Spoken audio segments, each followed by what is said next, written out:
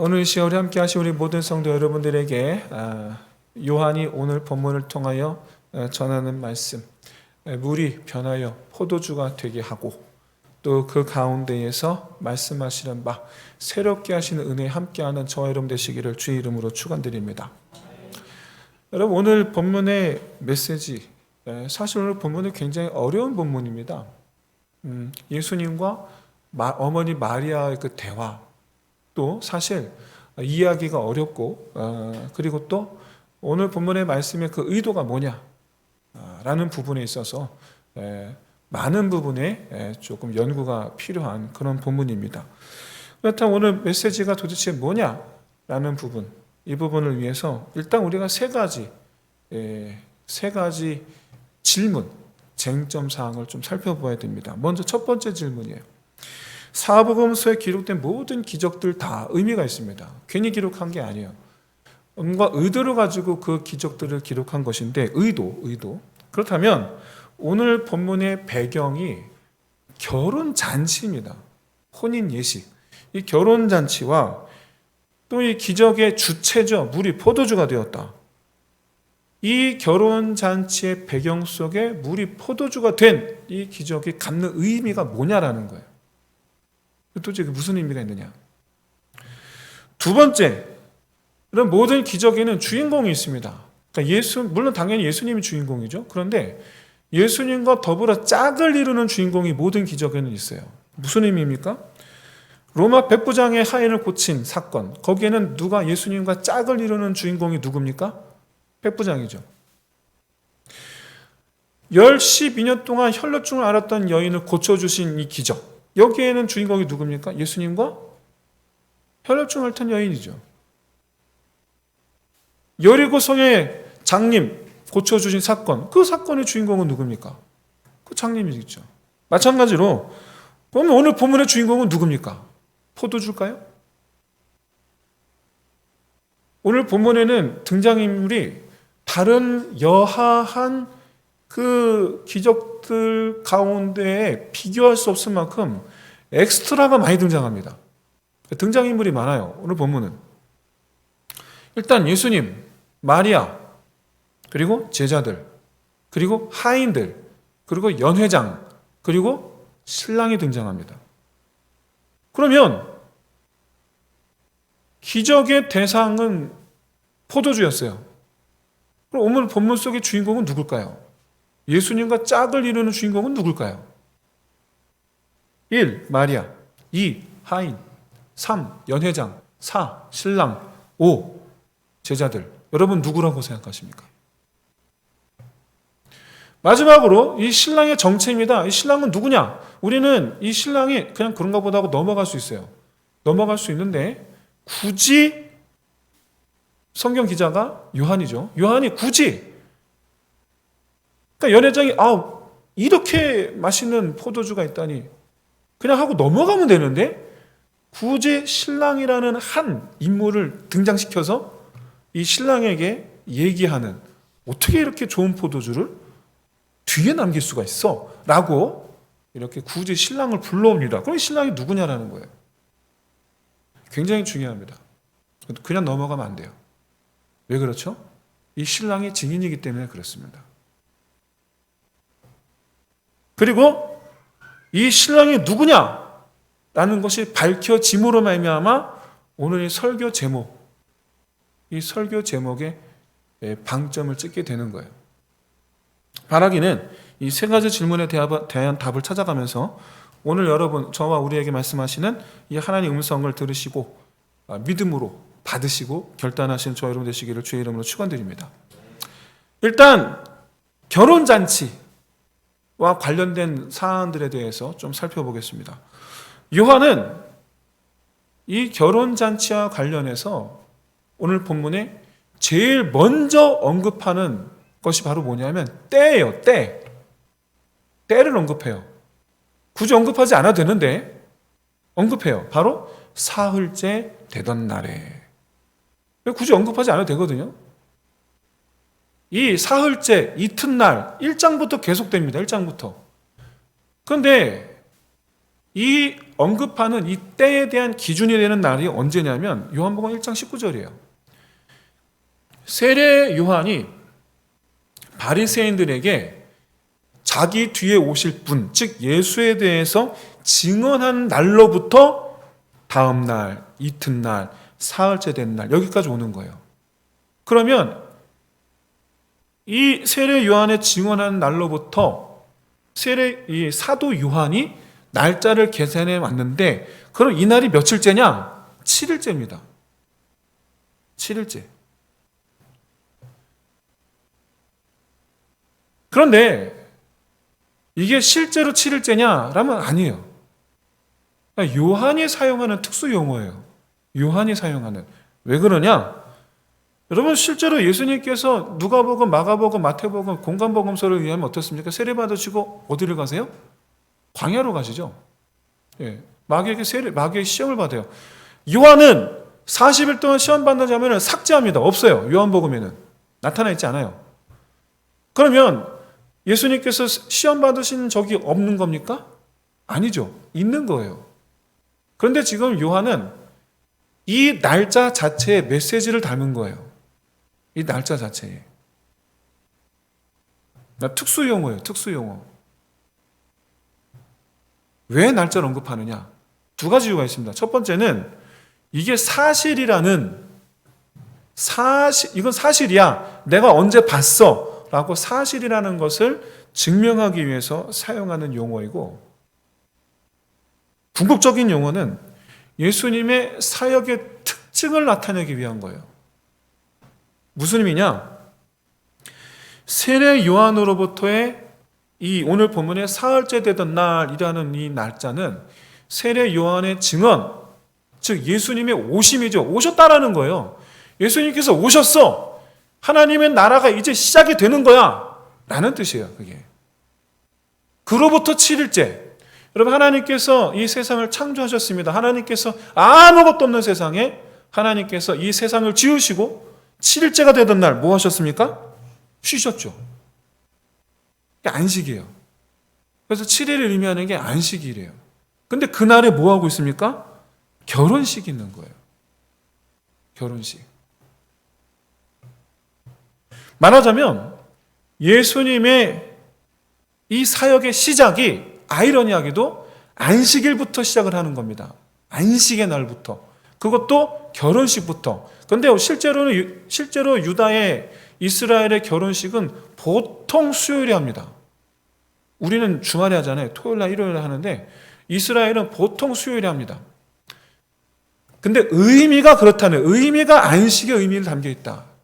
근데 여러분 그 안식의 의미가 영적으로 어떤 의미입니까? 하나님과 우리가, 신랑과 신부가 하나 되는 것처럼 우리가 하나님과 하나 되는 날이에요. 근데 예수 그리스도의 하나님 나라의 시작이 바로 이 안식, 하나님과 우리가 하나됨의 시작의 날, 그날 시작한다는 것은 예수님께서 이루어 가실 하나님 나라의 성격이 뭐라는 거예요? 하나님과 우리의 하나됨이라는 거예요. 그걸 의미하는 거예요. 그런데 그날 예수님께서 어떤 일을 하셨는가? 영원한 안식을 누리게 될 하나님 나라의 시작. 그 시작은 무엇으로부터 시작을 한다? 물이 포도주로 변화하는 것으로 시작을 한다. 아무 맛도 없던 물이 변하여 맛 좋은 포도주로 변하듯 예수님은 우리를 변화시키신다라는 거예요. 그래서 우리로 하여금 영원한 안식을 누리게 될 하나님 나라의 백성이 되게 하신다라는 거예요. 이게 예수님의 사역의 목적이라는 거예요. 사랑하는 성도 여러분, 우린 분명 아무 뭣도 없었던 인생이었습니다. 누구에게? 하나님께. 아무 맛도 없는. 그러나 예수 그리스도의 보혈의 피로 말미암아 하나님께서 기뻐하며 마신 그런 포도주가 된 줄로 믿으시기를 주의 이름 축원드립니다. 여러분 변화시키시는 거예요. 여러분 변화를 추구하세요. 날마다 변화를 추구하세요. 날마다. 날마다 맛있는 포도주가 되는 이 하나님의 새롭게 하심의 은혜를 날마다 입으시기를 진심으로 소원합니다. 이건 마치 결혼식장에 참석한 모든 사람들, 이 결혼식장 안의 분위기는 어떤 분위기입니까? 서로 기뻐하는 분위기 아닙니까? 서로 즐거워하는 분위기, 먹고 마시며 축하한다, 서로 축하하고 기뻐하는 분위기. 마찬가지로 이와 같이 우리가 하나님 나라 안에서 이 기쁨을 누리는 길이라는 거예요. 뭐가? 변화가. 여러분, 신앙생활이 단조롭습니다. 무료합니다. 내가 지금 신앙생활 하고 있는 것이 뭔지 잘 모르겠습니다. 이런 분들은 오늘 이 시간 여러분 깨달으시길 바랍니다. 날마다 새롭게 하심을 추구하세요. 새롭게 하심을. 물이 변화의 포도주가 되게 하시는 이 은혜를 추구하세요. 거기에 우리 믿음의 즐거움이 있어요. 믿음 생활의 즐거움이 있어요. 그게 우리를 부르신 이유예요. 그게. 성령 하나님께서 우리를 만지시고 변화시켜 주심, 그것은 아무 맛도 없던 물, 그 상태, 우리 이전의 삶의 모습이죠. 그걸 버리는 거예요. 아무 맛도 없던 우리의 그 모습을, 이전의 모습을 여러분 포기하시는 거예요. 그리고 실제적인 우리 내면의 그 변화는, 우리의 삶의 변화는, 우리 심령의 변화는 하나님께서 이루실 줄로 믿습니다. 이전의 삶을 내려놓고 포기하고 이전과 같지 않으리라. 그리고 주여 나를 만져주옵소서. 내어 맡길 때 진실한 우리 안에 변화가 일어나게 될 줄로 믿습니다. 맡기지 않기 때문에 변화가 안 되는 거예요. 맡기지 않기 때문에. 여러분, 사도 바울의 그 고백, 난 날마다 죽노라. 십자가 앞에. 여러분, 이 고백을 여러분 함께 할 수 있는 저 여러분 될 수 있어요. 진심으로 소원합니다. 아무 맛도 없는 그런 지금의 이 모습보다 여러분 맛 좋은 그런 포도주가 되는 것이 더 기쁘고 행복한 일이라. 여러분, 이건 두말하면 잔소리예요. 정말 두말하면 잔소리예요. 바라기는 우리에게 영원한 안식, 기쁨, 즐거움, 이 영원한 이 생명의 은혜를 주시기 위해서 우리를 변화시키시려는 예수님의 이 새롭게 하시는 이 역사에 온전히 내어 맡길 수 있는 저와 여러분 되시기를 주의 이름으로 축원드립니다. 오늘 본문에 보면 이 결혼 예식에 예수님과 마리아가 초대를 받았죠. 뿐만 아니라 마리아가 이 잔치에 포도주가 떨어진 것을 체크하고 있고, 그리고 이 문제를 본인이 나서서 해결하려 하고 있습니다. 더 나아가 하인들에게 지시 명령까지 합니다. 이게 뭘 의미하느냐? 마리아가 이 잔치에 어떤 책임을 맡았다라는 걸 의미해요. 근데 여러분, 결혼잔치에 아무한테나 이 책임을 맡깁니까? 보통 누구에게 맡기나요? 자기 형제죠. 자기 형제. 그러니까 이 집은 마리아의 친척집인 거예요. 그래서 이 집은 누구의 집이냐? 라고 했을 때 마리아의 자매인 살로메의 집이다. 그럼 누구의 결혼식이냐? 이 결혼한 신랑은 누구냐? 살로메의 두 아들, 야고보와 요한 둘 중 하나라는 거예요. 야고보와 요한 둘 중 하나예요.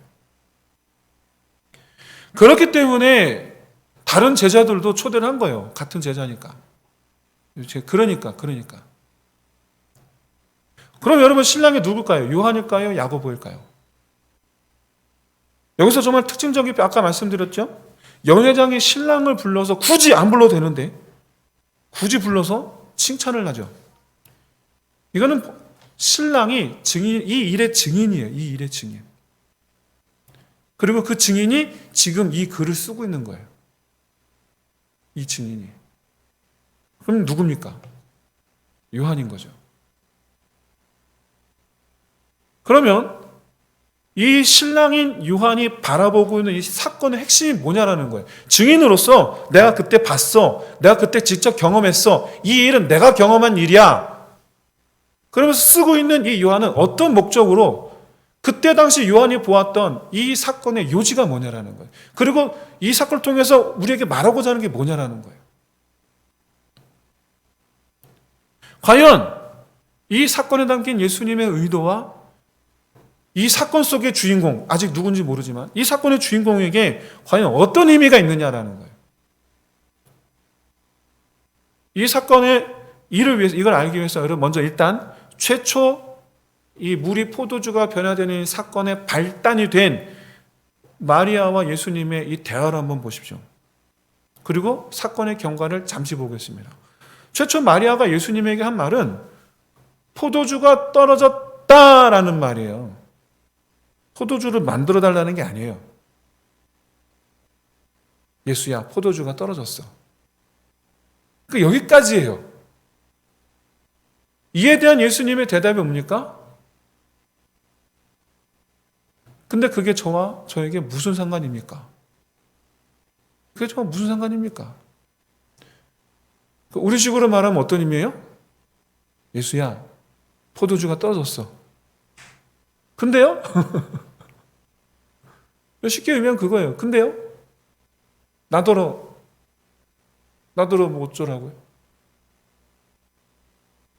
거절이죠, 거절. 거절이에요. 그런데 마리아가 아시겠지만 예수님이 거절을 무시하고 어떻게 합니까? 하인들을 시키죠. 가서 시키는 대로, 예수가 시키는 대로 해라. 그랬더니 예수님 또 어떻게 합니까? 또 하인들에게 또 명령을 해요. 가서 물 항아리에, 비항아리에 물을 채우라. 그리고 갖다 주라. 여기까지예요. 끝이에요. 굉장히 쉽죠. 도대체 왜 거절하신 걸까요, 그러면? 왜? 이럴 거면 뭐하러 거절했냐라는 거예요, 이럴 거면. 여기서 우리는 부탁한 사람의 의도와 거절한 사람의 의도가 서로 핀트가 맞지 않을 수도 있다는 것을 여러분 생각할 수 있어야 됩니다. 서로 지금 핀트가 안 맞고 있어요. 마리아의 의도는 뭐냐 하면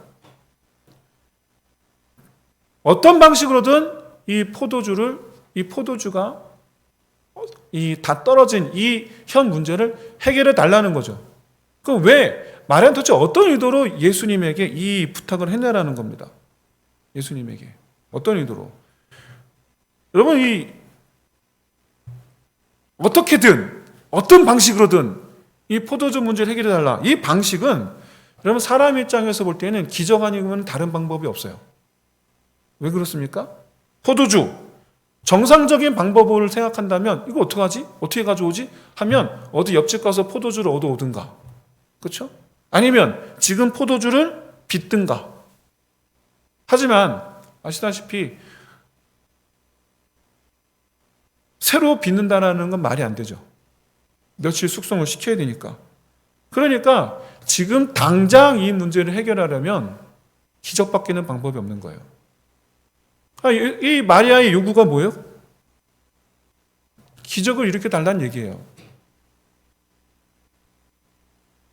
그런데 여러분, 이 마리아의 이 요구는 인류 구원이라는 메시아의 사명과는 하등 상관이 없는 일입니다. 하등 상관이 없어요. 물이 포도주가 된다고 해서 누가 구원받는 것도 아니고, 그렇기 때문에 예수님 말씀하신 거예요. 나와 상관이 없습니다. 앞으로 내가 해야 할 일은 이런 일이 아니라는 거예요. 사랑하는 성도 여러분, 우리는 하나님께서 우리에게 기적을 베풀어 주기를 바라고 있습니다. 근데 여러분, 그건 하나님 하실 일이 아니에요. 하나님 하시는 일은 나를 구원하시는 거예요. 내 생명을 살리시는 거예요. 내게 영원한 생명을 주시는 거예요. 그게 주님께서 우리를 위해서 하시는 일이에요. 우리를 위해서 우리에게 기적을 베푸시는 게 아니고.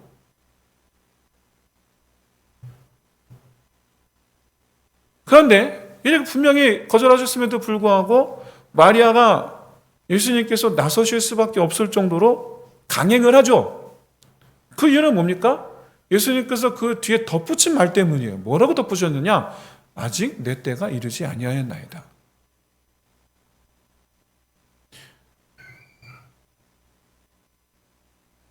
궁금한 게 한 가지 있습니다. 왜 마리아가 이전에 한 번도 예수님께서 기적을 베푸신 적이 없는데 왜 마리아가 예수님에게 기적 베풀기를 부탁했느냐라는 거죠.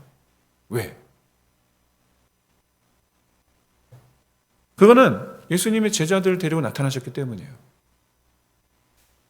간단합니다. 마리아는요, 예수님이 태어난 날 천사 가브리엘에게 예언의 말씀을 듣습니다. 그가 곧 이스라엘의 목자라, 구원자라.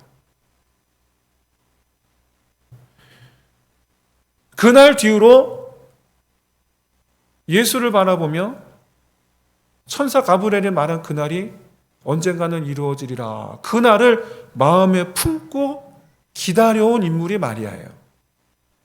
기다려온 인물이.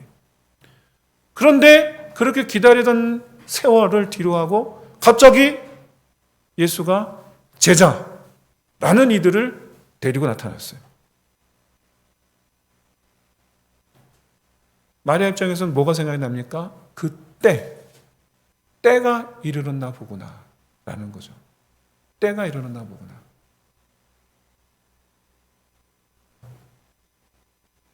옛적 가브리엘이 말한 구원자로서의 이 사역을 드디어 이제 시작하는구나.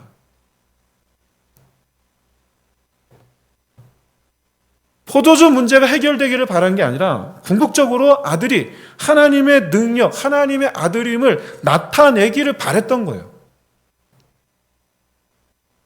본인은 알고 있으니까. 하지만 예수님 말씀처럼 예수님의 사역의 목적과는 안 맞는 거예요. 때를 기다려온 여인에게 예수님 말씀하시는 건 아직 그 때가 이르지 않았다고. 가브리엘이 말한 때는 언제입니까? 예수님께서 십자가에 못 박히실 때예요. 예수님께서 십자가에 못 박히실 때 인류는 구원받는 길이 열린 줄로 믿습니다. 예수님께서 죽으셔야 해요. 그래야지 모든 사람이 구원 얻는 길이 열려요. 아직 그때는 아직 이르지 않았어요. 예수님 말씀하시고 그 의미예요. 아직 때가 이르지 않았습니다. 하지만 때를 기다리는 여인이었기 때문에 우회적으로 말한 거죠. 어머니 생각대로 맞습니다만 어머니가 생각하는 그때는 아닙니다. 그 얘기죠. 한마디로 얘기해서 그 때를 향해 나아가는 것은 시작을 했다라는 의미예요. 시작을 했다. 그러니까 마리아가 그 말을 듣고 하인들에게 말한 거예요. 말씀하신 대로 하라. 결과적으로 이 하인들은 예수님 말씀대로 물을 항아리에 채웠고 말씀대로 물을 떠서 연회장에게 갖다 주죠. 연회장에게 갖다 준 것은 분명 물이었습니다. 여기까지가 하인들이 확인한 거예요. 여기까지가. 우리 물 갖다 줬어요. 우리는. 그런데 연회장이 그 물을 마시고 한다는 소리가 이보다 더 맛 좋은 포도주를 맛본 적이 없다는 거예요. 여러분, 이 포도주가 원래는 물이었다라는 것을 누구보다 잘 알고 있었던 것들이 바로 하인들입니다. 이런 이 극적인 변화를 체험한 사람들, 온전히 순종한 사람들. 그러면 오늘 사건의 주인공이 하인들일까요? 아니죠. 여러분, 이 하인들이 순종한 것은 이들이 말 그대로 하인들이니까 순종한 거예요. 시키니까 그냥 한 거예요. 그냥 시키니까.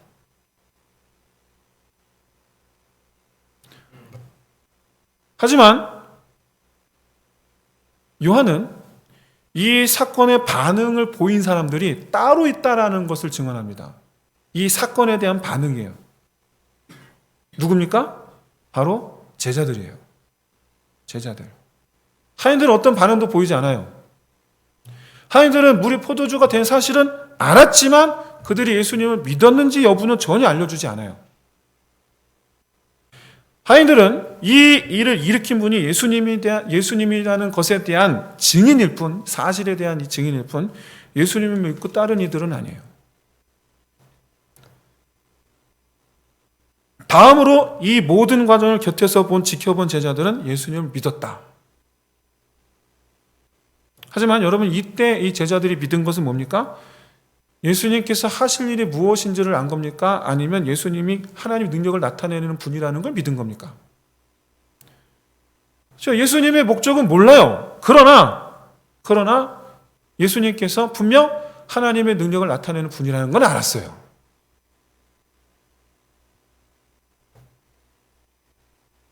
여러분, 이 본문에서 우리 말씀하시는 것은 하나님께서 하시는 일에 따라오라는 겁니다. 따라오라는 거예요.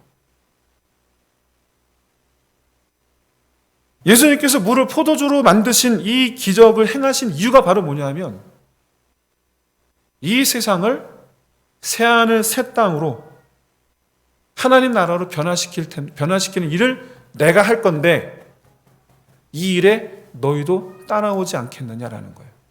너희도 따라오라는 거예요. 그래서 제자들이 이때는 몰랐습니다. 이때는 이런 예수님의 목적을 몰랐어요. 하지만 어쨌든 이 일을 계기로 예수님을 따라가기로 작정합니다. 마치 우리 초신자 때처럼. 우리는 똑같아요. 우리가 예수님의 뜻이 뭔지 모릅니다. 하나님의 계획이 뭔지 모릅니다. 그러나 하나님께서 내게 행하신 일은 압니다. 내게 베푸신 은혜는 압니다. 그래서 믿기 시작합니다. 내 궁극적으로 하나님의 뜻이 무엇이냐? 하나님께서 나를 부르시고 나를 택하여 부르시고 하나님께서 내게 맡기신 사명이 있고 소명이 있고 이런 이야기를 들을 때 나들 어쩌란 말이냐? 우리 이런 궁금증에서 신앙생활을 시작을 합니다. 바로 오늘 본문 속의 제자들의 모습이죠. 오늘 본문에 등장하는 수많은 여러 엑스트라들의 등장인물들의 예수님 기적에 대한 반응들이 다 각각이죠. 연회장, 기적인 것조차 알지를 못해요. 기적인 것조차도 모른 채 예수님께서 일으키신 기적의 그 은혜를 맛은 봅니다. 누구를 상징합니까? 은혜인 줄을 모르고 은혜를 누리고 사는 수많은 사람들이에요. 하인들, 기적인 건 압니다. 근데 예수님을 믿는다거나 따라가진 않습니다. 교회는 이런 분들 정말 많아요.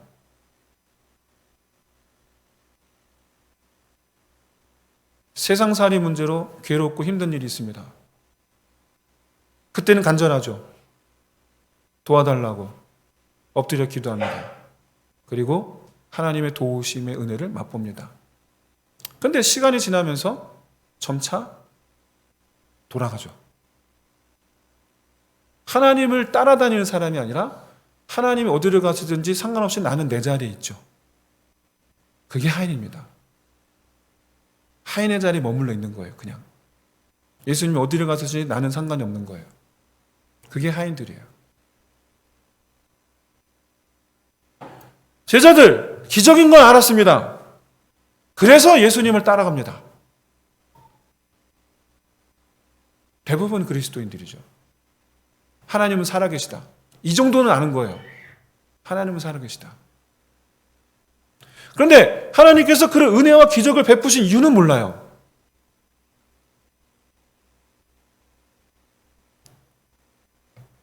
마지막으로 이 사건을 기록한 요한, 신랑이죠.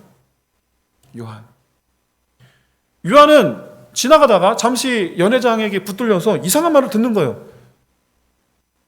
너는 어떻게 이렇게 좋은 포도를 도토에 남겼니?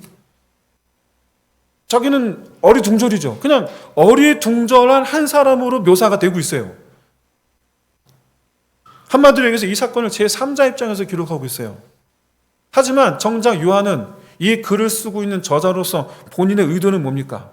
지금 나를 보라는 거예요. 지금 나는 사도가 되었다. 지금 반모섬에 갇혀 있거든요. 지금 나는 지금 사도가 되어서 지금까지 예수님과 더불어 함께 하나님 나라를 위해서 온 힘을 다했다. 근데 그날 나는 아무것도 모르는 상태였고, 그러나 한 가지 분명한 것은 내가 그날 경험한 것, 예수님께서 어떤 목적을 가지고 그날 그 일을 일으키셨는지 나는 안다. 그 얘기죠. 나는 안다. 한마디로 얘기해서 이때 일이 자기 인생의 전환점이었다는 걸 고백하는 거예요. 그리고 이날을 기점으로 제자들이 진심으로 주님을 따랐는데 그런 점에서 오늘 본문에 예수님과 짝을 이루는 주인공은 신랑 요한과 제자들인 거죠. 왜냐? 제자들도 예수님 가신 길을 똑같이 걸어가지 않습니까? 결국에는. 사랑하는 성도 여러분, 우리의 그 신앙생활이 예수님을 믿는 것에 멈춰있지 말고 예수님을 따라가는 것에 이르시기를 주의 이름으로 축원드립니다. 따라가는 데까지 이르셔야 돼요. 사도 요한이 말하고자 싶은 건 이거예요. 이때의 제자들은 예수님께서 어디를 가신지도 몰랐고 왜 하신지도 몰랐지만 그러나 따라갔으나 궁극적으로 지금은 그 예수님께서 왜 그런 일을 하셨고 왜 십자가에 죽으셔야 했고 왜 우리를 제자들을 부르셨고 왜 우리에게 사명을 어떤 이런 사명을 주셨는지를 알고 아는 내가 이제야 너희에게 말하노니 그때 나는 몰랐지만 예수님의 뜻은 예수님의 목적은 예수님 사역의 목적은 하나님 나라 물이 포도주로 변하듯 이 세상을 새롭게 변화시키시는 것 이게 하나님의 목적이었다. 이 일에 나는 지금까지 그렇게 살아왔고 너희도 읽는 모든 독자들에게 말하는 거죠. 너희도 그리하라는 거예요. 하나님께서 베푸신 기적에만 머물러 있지 말라는 거예요. 하나님께서 베푸신 은혜 맛보는 거에만 머물러 있지 말라는 거예요. 하나님의 살아계심을 믿는 거기만 머물러 있지 말라는 거예요. 따르라는 거예요. 따르라. 말씀하시는 거예요. 새롭게 하는 나의 모든 것을 다 새롭게 할 이 일에 나와 함께 가자. 사랑하는 성도 여러분, 다시 말씀드리지만 우리 신앙생활이 예수를 믿는 것에 멈춰 있지 말고 따르기까지 나아가시기를 주의 이름으로 축원드립니다. 오늘 본문을 통해서 예수님 말씀하시는 거예요. 새로운 시작 함께 하자라는 거예요. 새로운 시작 함께 하자. 비록 제자들 당시엔 몰랐습니다만 아시다시피 이들은 결국 그 새로운 시작의 의미를 깨닫고 예수님께서 가신 길을 본인들이 대신해서 가죠. 대신해서 갔습니다. 바라기는 이 세상을 새롭게 하실 하나님의 계획에 함께하는 저와 여러분 되시길 진심으로 소원합니다. 이제 말씀 마치겠습니다. 여러분은 예수님을 믿는 이유가 기적 때문입니까? 아니면 구원하신 은혜 때문입니까? 근데 여러분, 구원이라는 표현은 정확하게는 내가 있어야 할 곳을 멸망의 자리에서 생명의 자리로 바꾸신 거예요. 내가 있어야 할 곳, 생명의 자리를 바꾸신 거예요.